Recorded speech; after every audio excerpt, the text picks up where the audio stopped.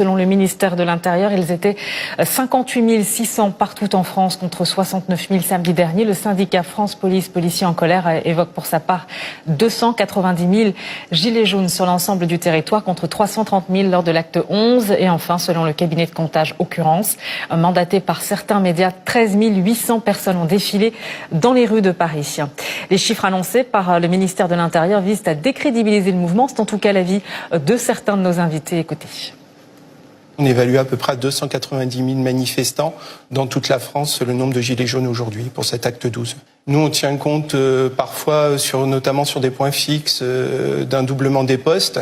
Et ensuite, on a tout simplement notre mode de calcul qui nous fait retour de ces chiffres-là qu'on communique. Après, je ne sais pas de la manière dont on communique, quel est le mode de calcul des préfectures. Mais en tout cas, nous, c'est les chiffres, qui nous remontent du terrain. Ce qui est intéressant dans ce cas présent d'un syndicat de la police et du chiffre annoncé par le ministre de l'Intérieur, c'est qu'en fait, c'est toujours comme ça. Les policiers sur le terrain font bien leur travail. Je pense que c'est des professionnels, ils savent compter. Et ils donnent des chiffres au préfet qui les donne au ministre. Et le ministre décide, suivant ses besoins politiques, d'annoncer les chiffres qui lui chantent. Donc voilà, moi j'ai pas l'impression que cette bataille de chiffres ait un sens, si ce n'est celui de sous-estimer en fait la mobilisation. On est à la 12e semaine, c'est tout à fait inédit dans l'histoire sociale française que de constater que ce mouvement-là, au bout de 12 semaines, continue à attirer du monde, continue à faire valoir ses propositions, continue à se battre pour faire gagner ses revendications.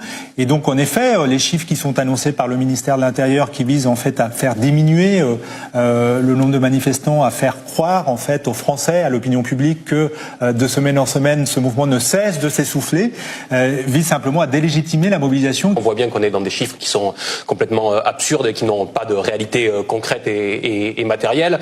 Et je le dis d'autant plus tranquillement que dans le même temps, le ministère de l'Intérieur nous dit qu'il a mobilisé 80 000 forces de l'ordre aujourd'hui pour faire face à ces, paraît-il, 17 400 manifestants. Autrement dit, si avec 4 fois plus de forces de l'ordre que de manifestants, M. Castaner n'arrive pas à maintenir l'ordre dans ce pays, c'est clair que c'est une raison de plus pour qu'il s'en aille.